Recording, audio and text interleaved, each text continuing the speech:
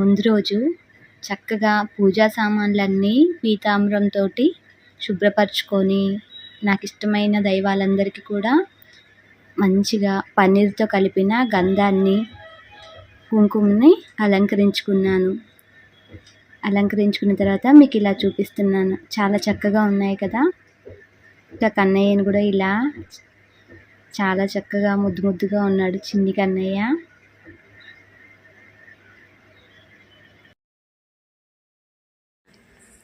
Time 3 అవుతుంది. ఇప్పటికే నేను పడుకోలే. నిద్ర ఎలా వస్తుంది వీళ్ళని చూస్తుంటే. అమ్మవారికి అలంకరణ చేస్తున్నా. తర్వాత పడుకొని పొద్దున్నే లేచి పూజ చేసుకుంటా.